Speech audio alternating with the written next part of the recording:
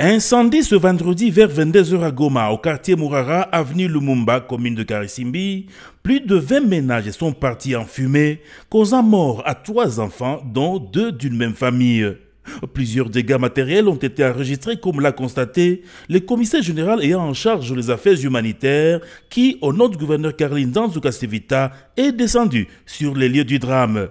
Docteur Descartes Akilimali a lancé un message de compassion peu avant de faire le constat. Les 3 corps de ces victimes de l'incendie ont été acheminés à la morgue de l'hôpital provincial du Nord Kivu. Écoutons Docteur Akilimali Bamoucho. Nous venons de constater qu'il y a 20 ménages qui étaient endommagés avec tous les biens de la famille. Et ce qui nous touche fort, c'est la perte en vie humaine. Donc nous venons d'enregistrer 3 décès. Et parmi les 3 décès, tous sont des enfants. Et les 2 enfants appartiennent à une seule famille et l'autre enfant c'est pour une autre famille. Mais au moins nous venons de constater, nous voyons que vraiment c'est dramatique. Nous sommes là pour faire l'état des lieux. Il y a 2 institutions qui sont présentes ici et je crois que nous voulons faire le rapport à la hiérarchie. L'Assemblée provinciale, pour sa part, n'est pas en reste pour compatir avec les familles victimes de cet incendie.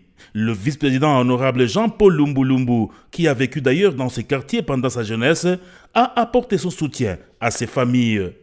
La première urgence, comme l'a dit le commissaire général, c'est l'enterrement. Nous devons enterrer nos enfants, nos petits frères avec dignité. Et la deuxième phase, il faudra voir comment songer aux questions de toutes ces familles maintenant qui sont à l'abri. Aujourd'hui, on ne sait pas, ils vont manger quoi, ils vont passer la nuit où. Toutes ces questions doivent être résolues également en toute urgence.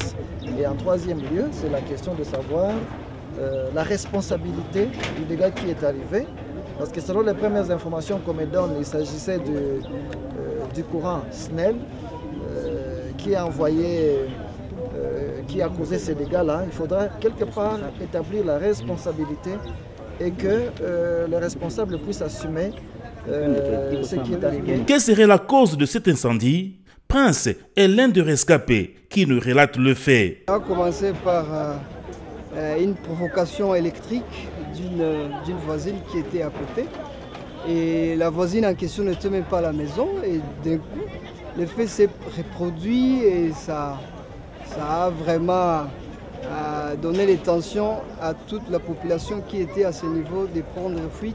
Parce que quand le courant est venu, c'est là où tout a commencé.